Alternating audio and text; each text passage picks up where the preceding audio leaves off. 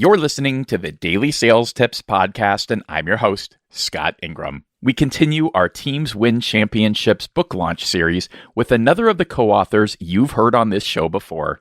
Eddie Baez is a large enterprise account executive at Gartner and is also CEO and co-founder of CareerPipe, an organization focused on creating access to B2B sales roles for minority college graduates and young alumni in New York City. Here he is. Hi, Daily Sales Tip community. This is Eddie Baez with Teams Win Championships, and my message today is for sales teams looking to define their sales identity and formulating their collective vision and mission. Every good story we've ever heard typically follows the same consistent format: a strong beginning with a unique proposition, a detail-oriented and supportive middle, and an ending with a call to action that motivates the reader to, act. When building the foundations of a consistently top-performing sales team, we think that the process should be no different. When thinking about your sales team's big collective why, we invite you to start thinking about the end in mind. The team's why should consider the team's individual sales identities, strengths, and objectives, and in turn help you find the collective philosophy of the team. However, before starting any whiteboard sessions, jotting down collective values and the actual vision and mission statements, we encourage you to start with your primary goal as a unit. What does your team want to be known for in the marketplace, and what does your team aim to achieve for their clients? What is that impact? What does it look like? We encourage sales teams to reflect on how their individual and collective values should look and what those values ultimately mean for themselves and to the group. For the TWC team, the We Focus paradigm is why we wrote this book and what got us up out of bed every single day for 15 months to make sure that the book was completed. Under this paradigm shift, we concluded that everyone across every function within the business, sales engineers, product specialists, senior leaders, everyone had an equitable contribution to make to the sales process and impact the client relationship. So when we embarked on writing Teams Win Championships, we made sure to let go of our individual egos and agendas. We defined our collective identity, the objectives that we wanted to accomplish as a group together, and the audience that we were looking to impact.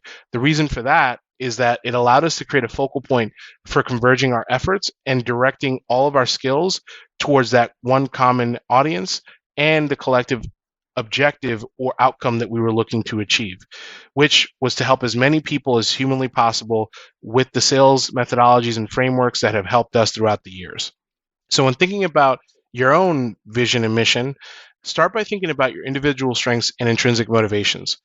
We also think you should consider taking inventory of your team's capabilities.